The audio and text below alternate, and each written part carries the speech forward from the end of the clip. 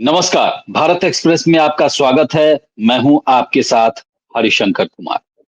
चुनावी चर्चा में आज सबसे खास ये है कि पहले चरण के मतदान के लिए जो 6 तारीख को होना है उसके लिए चुनाव प्रचार थम चुका है। अब जो उम्मीदवार हैं, वो डोर टू डोर कैंपेनिंग कर सकते हैं, वो भी एक सीमित संख्या के साथ कि इतने से ज़्यादा के लोग उनके साथ नहीं होने चाहिए। मतलब लोगों से जनसंपर्क जारी रहे।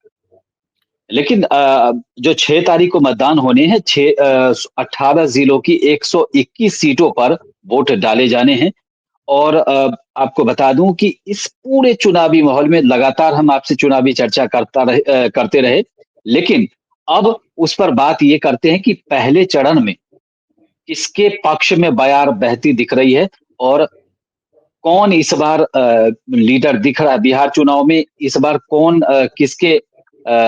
किसका पलड़ा ज्यादा भारी लग रहा है, क्योंकि पहले चरण में बहुत सारी चीजें क्लियर हो जाती हैं कि इस बार चुनाव किस ओर रहा है। लेकिन हम आपको बता दें कि इस पहले चरण में कई वीवीआईपी कैंडिडेट भी हैं, जैसे तेजस्वी यादव हैं।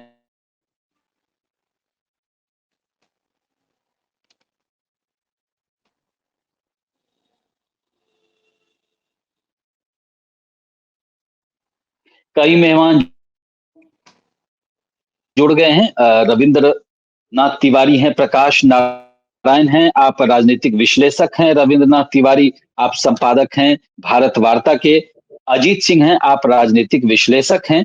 और विशाल तिवारी हैं, भारत एक्सप्रेस में आप कंसल्टिंग एडिटर हैं। आप सब तो सबसे पहले मेरा सवाल जो है वो अजीत सिंह जी से रहेगा। अजीत जी, मतलब पहले दौर का तो चुनाव प्रचार जो है थम चुका है, अब डोर टू डोर कैंपेनिंग ही कर सकते हैं। तो आप क्या, आपके नजरिए से हम जानना चाहते हैं कि क्या आपने चुनाव में लगातार आप नजर रख रहे हैं, हमारी चर्चा लगातार हो ही रही है आपसे, तो पहले चरण में आपका। देखिए, पहले चरण चुनाव के पहले जो है ना कई उतार-चढ़ाव देखे गए। शुरुआत में तो मामला विकास केंद्रित था, काम केंद्रित था, फिर बीच में एक मोकामा की घटना हो गई। मोकामा की घटना के बाद जो है अगड़ा-पिछड़ा बनाने का भी प्रयास किया गया, लेकिन समय रहते हुए चुनाव आयोग ने कार्रवाई की और कार्रवाई के पश्चात फिर से जो है वो अपनी पटरी पर लौट आया। लेकिन इस पूरे अभी चुनाव कैंपेन के दौरान एक सबसे बड़ी बात ये देखी गई कि खराब मौसम के हवाला देकर के जहां युवा तुर्क नेता घर में बैठ करके फ़ोन के द्वारा या ऑनलाइन जो है सभाओं को संबोधित कर रहे थे, वहीं नीतीश कुमार जी, जिनको अचेतावस्था में कहा जा रहा था, नीतीश कुमार जी का जो प्रचार था और उनकी जो स्फूर्ति देखी गई, उनकी तत्परता जो देखी गई, वो काबिल-ए-तारीफ़ है। तो प्रचार अभियान को देखा जाए, प्रचार अभियान में एनडीए ने तो प्रचार में तो बढ़त ले ली है। और रही बात की प्रभाव का, तो एनडीए का जो ये आजीविका दीदी वाला जो 10-10 हज़ार रुपए अकाउंट में गया है और जो पेंशन योजना है, सामाजिक सुरक्षा पेंशन योजना और बाकी जो दावे किए गए हैं, इसका प्रभाव तो साफ तौर पर ज़मीनी स्तर पर देखा जा रहा है। और प्रचार अभियान में तो एनडीए ने जो है एज तो ले लिया, बढ़त ले लिया है। तमाम उतार-चढ़ाव के बावजूद भी एनडीए के जो प्रत्याशी हैं, वो आगे बढ़ते दिख रहे हैं। हालाँकि अ, टक्कर जो है काँटे का है, कई जगह पर जो है बहुत कम वोटों का मार्जिन भी रह सकता है। जी।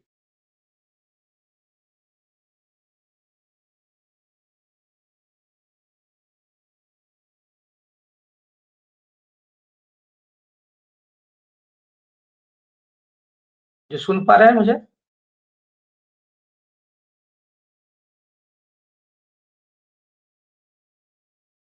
मेरी अजीत जी आवाज़ आ रही है? हाँ, अजीत जी आपकी आवाज आ रही है, आप बोलें। जी, तो जो प्रथम चरण का आज जो है प्रचार जो है समापन हो गया है, डोर टू डोर लोग कैंपेन करने जा रहे हैं।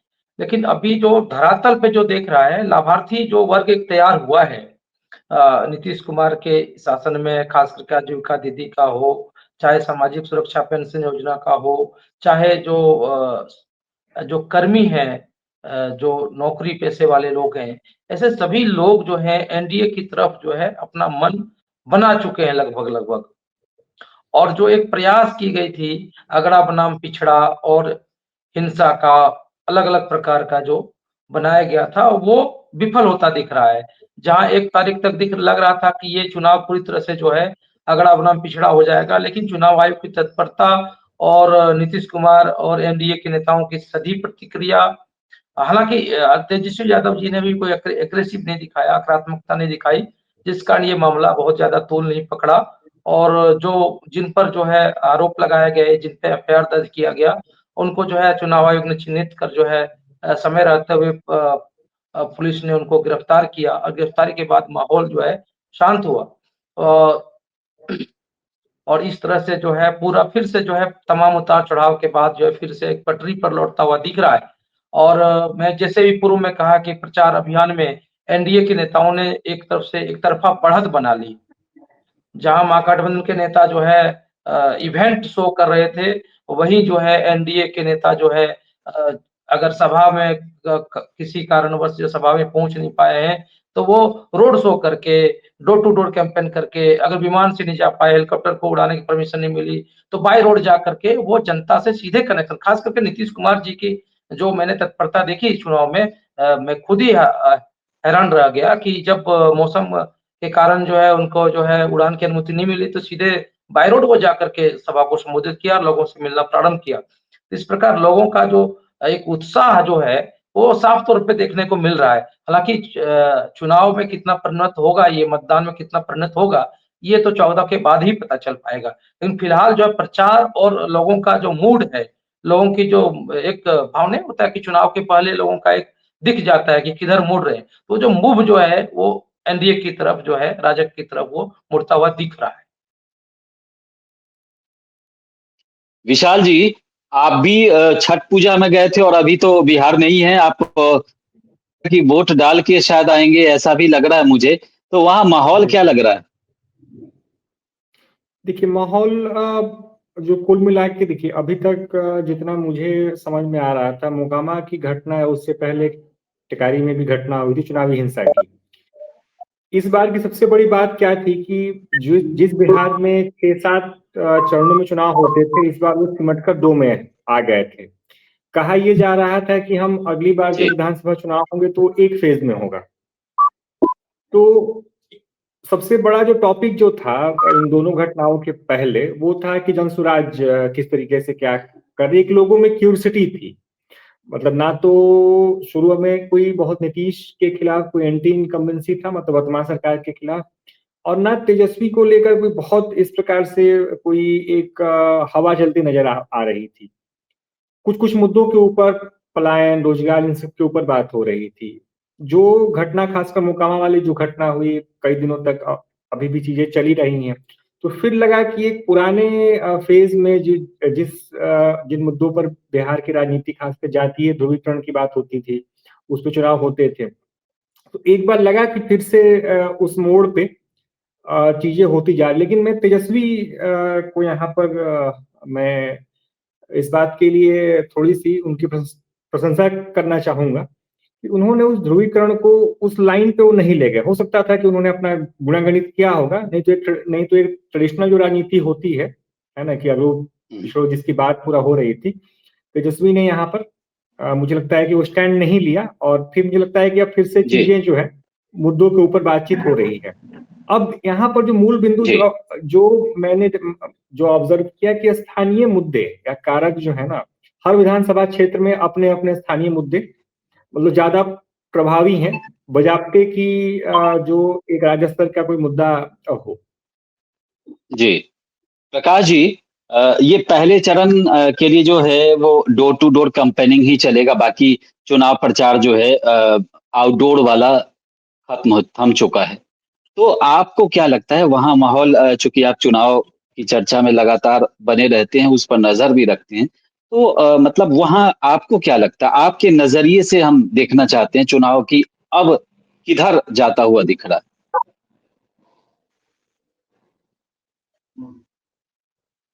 हाँ, पहले तो दर्शकों से माफी, मैं गांव में हूं और नेटवर्क की प्रॉब्लम है, तो हो सकता है कि आवाज जी मेरी स्पष्टता के साथ न हो या डिस्टरबेंस, है ना।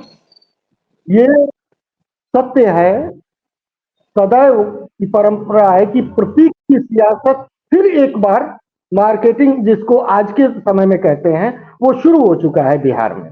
ये मैं हत्या और नरेटिव, ये उसके पार्ट हैं। जैसे राहुल गांधी का मछली पकड़ना, है ना, छठ पे प्रधानमंत्री मोदी का बोलना, या उस तरह के वस्त्र पहनने, ये सब सियासत का एक पार्ट है। इसका कितना असर भविष्य के गर्भ में होगा, ये कितना असर होगा चुनावी परिकल्पना में, ये भविष्य के गर्भ में होगा। रही बात, अब आइए मोटे तौर पे दो तीन प्रमुख बातें। क्या हत्या के असर की वजह से अगड़ा पिछड़ा हुआ? ऐसा अभी नीचे के तबके में तवा गर्म हो गया हो, ऐसा मुझे प्रतीत नहीं होता है। ठीक है, ये एक क्षेत्र विशेष की घटना है, इसका सोशल मीडिया जी पे मार्केटिंग तो हो सकता है, लेकिन 90 की दशक वाली विद्वेष पैदा हो जाए, ऐसा कुछ नहीं है, पहली बात। दूसरी बात, क्या राहुल गांधी के मछली मारने से हरी सहानी के क्षेत्र के निषाद बीजेपी को छोड़ के महागठबंधन की ओर चली गए हैं? ये बात की बात है। यदि ऐसा होता तो शेखपुरा में की तरफ से एक चौहान, पप्पू चौहान की वापसी कराए मुकेश साहनी, लेकिन क्या सकल देवबिंद की वापसी करा पाए? नहीं। तो 100% एक तरफ वोट मल्लाह का चला जाए, ये अभी अभी छुपा हुआ है। दूसरी बात, पहली बार पान और तातिया समाज के आईपी गुप्ता सहरसा से चुनाव में उतरे हैं। वो खुद का चुनाव जीत रहे हैं कि नहीं, ये भी अभी देखने की बात है।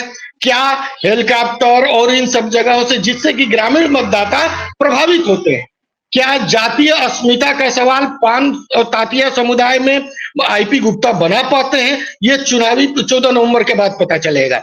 ऐसे कुछ भी अभी बोल देना, दो चार क्षेत्र में 2 4 10 5 20 25 गांव में 1 आध लाख लोगों से घूम मिल के, मैं नहीं मानता इसको। इसको जब यदि आप इलेक्शन लिटमस टेस्ट करते हैं, तो ये रिजल्ट के बाद पता होगा क्या बीजेपी को छोड़ के पान तातिया समुदाय महागठबंधन की तरफ शिफ्ट हो गया। क्यों? केवल रिजर्वेशन विषय नहीं है बिहार में, सिक्योरिटी सबसे बड़ा विषय है। अभी भी यादव और भूमिहार वहां बैटल कास्ट है। क्या यादव भूमिहार एक साथ हो पाए, ये भी बाद में पता चलेगा। क्या यादव के डर से बीजेपी की तरफ सटा पान तातिया समाज, क्या आरक्षण के लिए यादव का डर वहां कमजोर पड़ गया? ये भी 14 नवंबर के बाद की बात पता चलेगा। इलेक्शन से पहले प्री ओपनिंग पोल या तो मैं सर्वे करके आया होता, तब बोलता। ये सब कुछ नैरेटिव जो बन रहा है वो अब पता चलेगा। रही बात, मैं अभी भी मानता हूं प्रतीक की सियासत मैटर करता है, लेकिन आज के तारीख में प्रतीक की सियासत बहुत असर नहीं कर रहा है। राहुल गांधी के मछली मार देने से और मोदी जी के छठ पे बोल देने से ये वोट एक तरफा नहीं होने जा रहा है। अब लोग निज बिहार में जन सुराज कितना नैरेटिव बदला, ये देखने वाली बात होगी। 3-4 महत्वपूर्ण बातें इस बिहार इलेक्शन से निकलेंगी।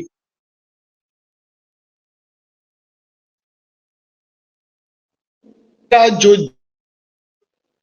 है उससे रहा है। दूसरा, सिक्योरिटी वहां आज विषय है या विकास। तीसरा, इसका पलायन और इसको लेके जन सुराज का कितना बड़ा भविष्य है। ये सब चीजें मैं आज भी मानता हूं, जन सुराज यदि 5% वोट भी लाता है तो उसका भविष्य उज्जवल है। उसने एक काम कर दिया, नैरेटिव सेट करने के लिए सभी इलेक्शन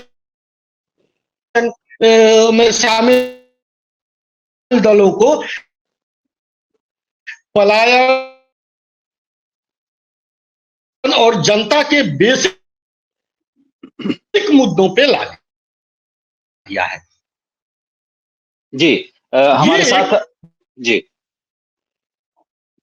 जी जी प्रकाश जी, हम आपके पास आएंगे। हमारे साथ रविंद्रनाथ तिवारी जी भी हैं। रविंद्रनाथ तिवारी जी, आप थोड़ा देर से जुड़े थे हमारे साथ में।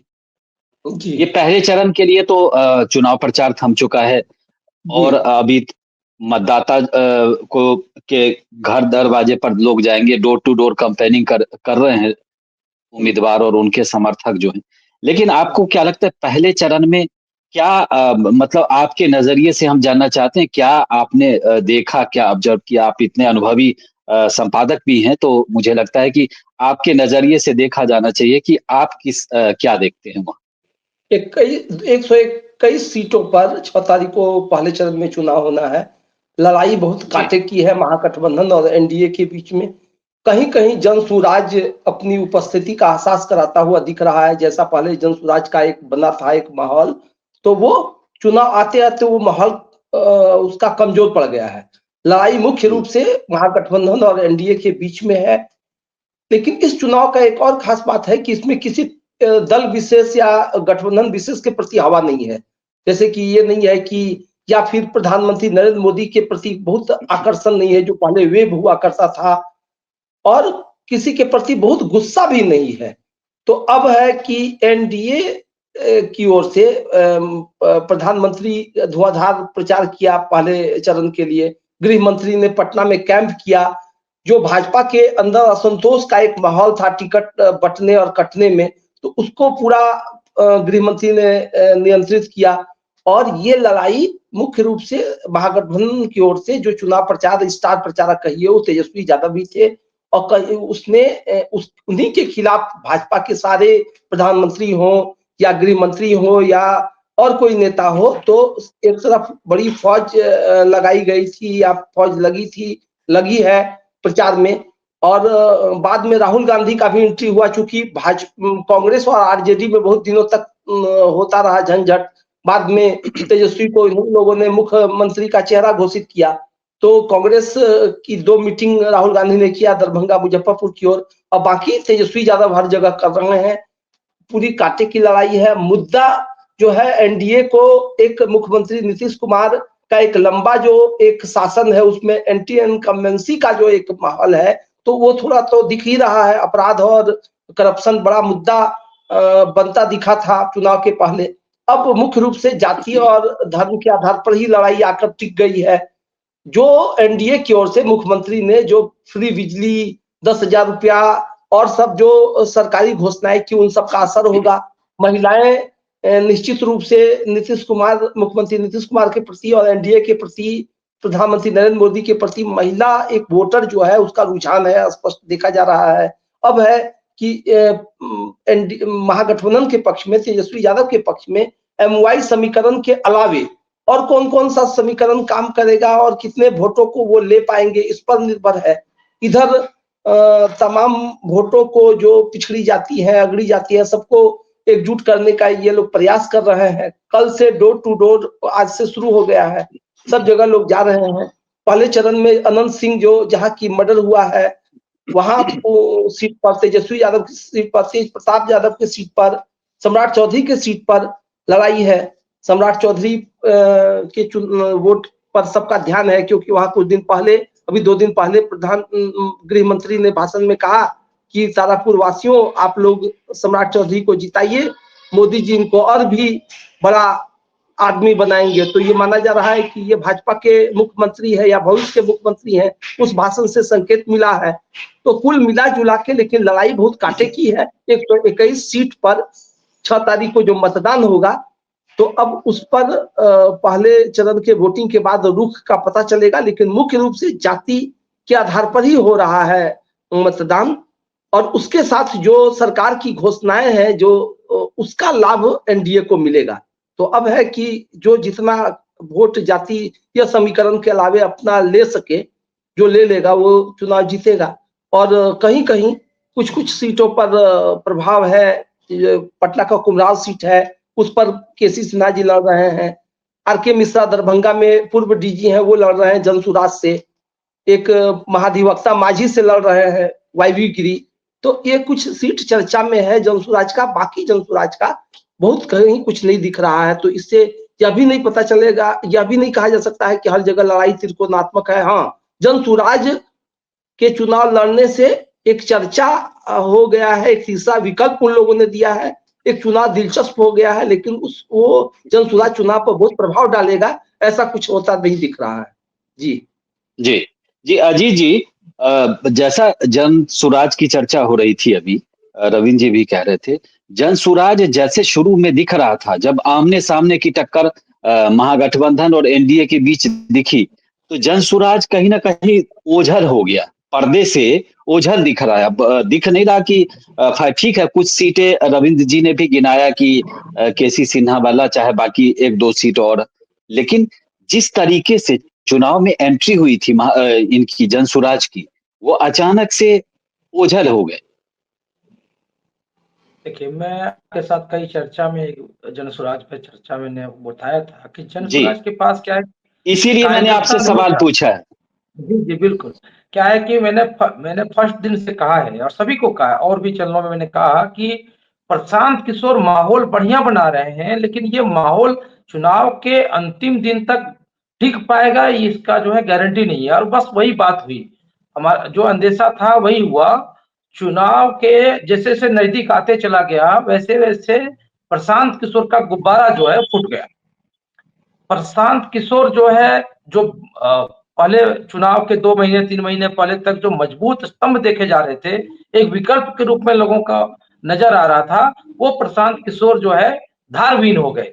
प्रशांत किशोर का बौखलाना, प्रशांत किशोर का और भी जो जिस तरह की मीडिया के साथ बर्ताव, ये सब चीजें प्रशांत किशोर पर जो है बड़ा इमेज पर डेंट लगाया। और बीच में प्रशांत किशोर का अपने चुनाव लड़ने की घोषणा करके फिर चुनाव से जो है खुद को हटा लेना, ये सब चीजों का बड़ा जनता पर प्रभाव पड़ता है। और सोशल मीडिया, ठीक है, सोशल मीडिया माहौल बनाने के लिए ठीक होता है, लेकिन आज भी जो है वोट जो है लोग मुद्दे के आधार पर देते हैं। और इस चुनाव में एक सबसे बड़ी बात है, एक सबसे बड़ा एक वर्ग चुनाव का जो है वोट वर्ग तैयार हुआ है, वोट बैंक तैयार हुआ है, महिला वोट बैंक, जिसकी कभी चर्चा नहीं होती थी। बहुत कम ही चर्चा होती थी महिलाओं का जो है एक वोट बैंक होगा। हर घर में जो है पहले होता था घर का गार्जियन जो बोल दिया, जो वहाँ के पुरुष जो बोल दिए, जो मुखिया है, पूरा घर का वोट उधर ही चला जाता था। लेकिन जो मोदी जी की जो अलग-अलग योजनाएँ हैं, घोषणाएँ हैं, प्लस नीतीश सरकार की जो अलग-अलग घोषणाएँ हैं, अलग-अलग प्रकार का, उससे क्या है कि महिलाओं का जो है, महिला जो है गोलबंद होते चली जा रही है। जो और महिलाएं जो कल तक बोलती नहीं थी, वो मीडिया के सामने आके, सोशल मीडिया के सामने आकर के वोकल हो रही है। और फिर से जो है, जो चुनाव त्रिकोणीय दिखा जा रहा था, त्रिकोणीय मुकाबला होगा, वो फिर से जो आमना सामना जो है एनडीए वर्सेस जो है महागठबंधन का होता दिख रहा है। और जहां तक बात जाति और धर्म की है, तो जी जाति और धर्म तो बिहार चुनाव का शाश्वत है, यह तो रहेगा ही रहेगा।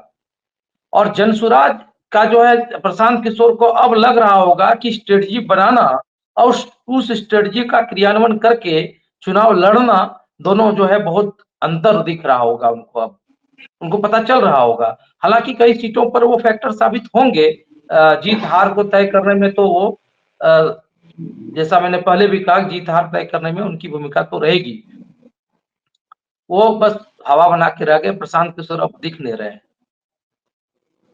जी, रविंद्र जी, मतलब जी ठीक है, प्रशांत किशोर जी की बात हो गई, लेकिन आपने चर्चा में कहा भी है कि कांग्रेस जो है, कांग्रेस और आरजेडी, ये चुनाव में इस मतलब आपस में ही बहुत सारी चीजें क्लियर नहीं कर पाए।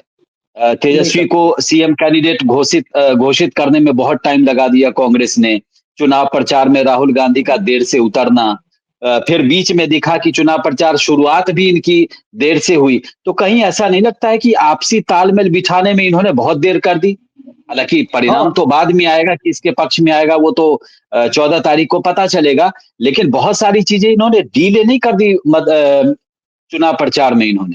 हाँ, बहुत बहुत देरी कर दी। और यह भी कहा जा रहा है कि महागठबंधन चुनाव लड़ने के पहले अपने कमजोर गठबंधन के कारण, मतलब काफी कमजोर पड़ता महा एनडीए के समक्ष दिख रहा है। जैसे कि 11 महागठबंधन के 11 सीटों पर फ्रेंडली फाइट हो रही है। अब ऐसा सीट जहां की स्ट्रांग उम्मीदवार है, दोनों तरफ से स्ट्रांग उम्मीदवारों को उतार दिया गया है। भागलपुर का एक भागलपुर जिले का 2 सीट, सुल्तानगंज सीट पर कांग्रेस ने पहले ललन कुमार को उम्मीदवार बनाया, उसके बाद फिर आरजेडी ने एक वहां के किसी कारोबारी को उतार दिया चुनाव मैदान में। अब वहां असमंजस की स्थिति है। वहां वहीं पर कहलगांव जो कांग्रेस का बहुत बड़ा और पुरानी सीट रही है, जहां से सदानंद सिंह कांग्रेस के अध्यक्ष हुआ करते थे, विधानसभा के अध्यक्ष हुआ करते थे, वो 8 बार एमएलए का चुनाव जीते। वहां कांग्रेस ने जिसको उम्मीदवार बनाया उसको खिलाफ एक आरजेडी के जो झारखंड में इकलौते मंत्री संजय यादव के बेटे को आरजेडी ने उम्मीदवार बना दिया। और हालांकि सदानंद सिंह के बेटे जनता दल यू में चले गए हैं, वहां से चुनाव लड़ रहे हैं, लेकिन कांग्रेस ने एक दूसरे कैंडिडेट को दिया। तो 11 सीटों पर इस तरह की स्थिति है, तो समझिए कि 11 सीटों का तो ऐसे ही खराब हाल है। तो इसके कारण ये आपसी तालमेल और एक समन्वय बना के लोगों को पहले सूची जारी करने में भी देरी हुई, सबसे ज्यादा देरी हुई। तो ये सब का बहुत ही असर चुनाव में दिख रहा है। और ये इसमें महागठबंधन काफी कमजोर दिख रहा है। एक तो एक साथी ने सही बताया कि एनडीए चुनाव प्रचार में बहुत आगे है।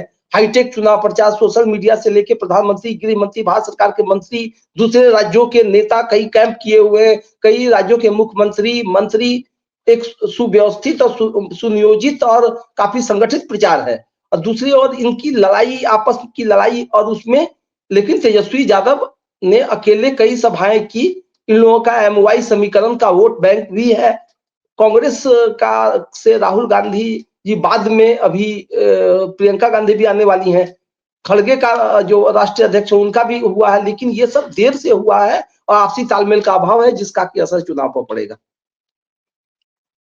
जी, हमारे साथ विशाल जी भी हैं। विशाल जी, आपको नहीं लगता कि बीजेपी ने हाईटेक प्रचार, बहुत अच्छी बात कही इन्होंने, रविंद्र जी, तिवारी जी ने, कि हाईटेक प्रचार में बीजेपी, हालांकि बीजेपी शुरू से 2014 के बाद, जब से प्रधानमंत्री नरेंद्र मोदी पहली बार चुनाव जीते, उसके बाद से ही बीजेपी ने हाईटेक प्रचार का रास्ता अख्तियार किया और उनको सफलता भी मिली। वो कई राज्यों में उन्होंने झंडा गाड़ा, उसके बाद वो लगातार उनकी सरकार अभी है। और बिहार में भी एनडीए ने चुनाव प्रचार में बहुत जल्दबाजी दिखाई, हालांकि टिकट बंटवारे में थोड़ा टाइम लगा था उनको भी, लेकिन प्रचार और एकजुट दिखाने में एनडीए ने कहीं ना कहीं महागठबंधन को बहुत पीछे छोड़ दिया था, क्योंकि इनमें इनमें आपसी एकता दिखता था।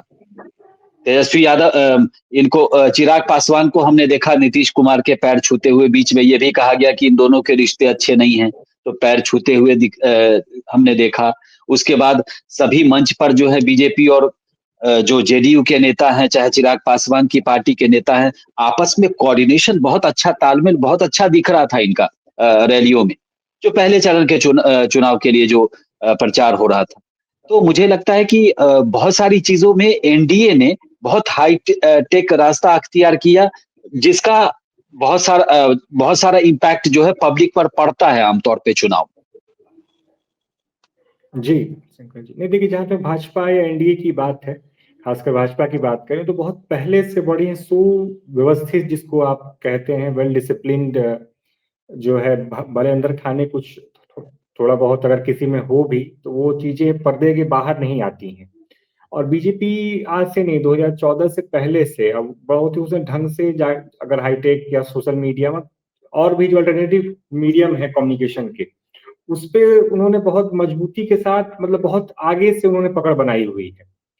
और जहां तक जैसे आपने बात की आपस में समन्वय की, तो यहाँ पर भी ये चीज दिखा। अगर महागठबंधन में जिस तरीके से लठबाजी हुई सीटों को लेकर, आज भी वो गठबंधन जो है ना, कई 10-12 सीटों पर एक दूसरे के खिलाफ वो लड़ रहे हैं। तो जाहिर सी बात है कि जो मैसेज जो जा रहा है, खासकर उन 12 सीटों के अलावा भी, क्योंकि अब मान के चलिए अगर एक सीट पे अगर आपकी ट्यूनिंग नहीं बैठती है, तो उस एक सीट के अलावा जो आसपास की भी सीटें होती है, उस पर उसका प्रभाव जाता है। और जैसे आपने बहुत मार्के की बात कही कि जो दूरी की बात हो रही थी मुख्यमंत्री नीतीश कुमार और चिराग पासवान के बीच, चिराग पासवान ने 2 बार संभवतः मुझे लगता है कि एक बार अपने घर पे और एक बार कहीं शायद बाहर रैली में पैर छूकर, और जिस प्रकार से नीतीश ने उनको आशीर्वाद दिया, तो इससे लगा कि जो थोड़ा बहुत जो ग्राउंड लेवल पर जो पार्टी कैडर के बीच भी जो थोड़ा सा जो पिछली बार की वजह से जो दुराव था या एक डिस्टेंस की बात कही जा रही थी, वो भी शको सुबह जो है खत्म हो गया, एक मैसेज चला गया। तो मुझे लगता है कि अगर चुनाव प्रचार अभियान और समन्वय की बात करें, तो इसमें एनडीए 2 नहीं 3 कदम आगे है महागठबंधन से। जी अजीत जी, चलते चलते आपसे एक छोटा सा सवाल कि बीजेपी ने तो पूरा कुनबा ही उतार दिया। कई राज्यों के मुख्यमंत्री हिमंता बिश्व शर्मा को देख रहे थे। उसके बाद सैनी हरियाणा के मुख्यमंत्री दिख रहे हैं। उसके बाद मोहन यादव दिख रहे हैं, मतलब मंत्री। उसके बाद राज्यों के मुख्यमंत्री बीजेपी ने कहते हैं ना कि सारे घोड़े खोल दिए उन्होंने। और मतलब वहां दिख रहा है। और कई कई जगह तो हमने देखा चुनाव प्रचार में कि इनके बड़े बड़े नेता जो हैं वो गांव की गलियों में घूम रहे हैं। नहीं, भाजपा कोई पहली बार ऐसे नहीं कर रही है। बीजेपी जो है ये पहली हाँ बार हाँ। नहीं कर रही है। और भारतीय जनता पार्टी शायद जो है भारत की ऐसी पहली पार्टी है जो हमेशा चुनावी मोड में रहती है। उसके नगर पालिका चुनाव से लेकर के लोकसभा चुनाव तक हर चुनाव जो है मजबूती से लड़ती है। और वहां पे मुख्यमंत्री से लेकर प्रधानमंत्री जो है सारे जो है कार्यकर्ता भाव से काम करते हैं। आप देखे होंगे कई मुख्यमंत्री ऐसे हैं जो कि पन्ना पकड़ाते हुए दिख जाएंगे आपको। घर घर जाकर के पर्ची पकड़ाते हुए देखते हुए मिल जाएंगे आपको। तो वहां पे और एक बात है, भाजपा में पन्ना प्रमुख एक होता है।